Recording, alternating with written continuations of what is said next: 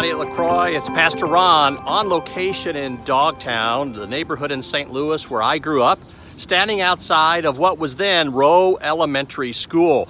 It's a different facility. I think it's a daycare center now. But back then, it was a K through 8 building, and this is where I began my educational career. And it was here that I had my very first test.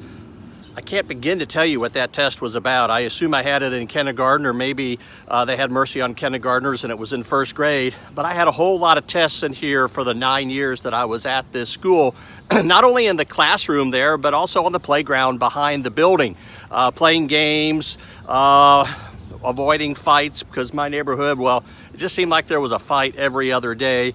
It seemed like this was not only a testing zone, but a battle zone. And in reality, you know, that's kind of what life is like, isn't it? Seems like some days we're always facing temptation. We're facing one test after another. Sometimes it feels like life is a battle from the time we get up until we go to bed at night, especially if you're trying to live a life of faith and obedience to Jesus Christ.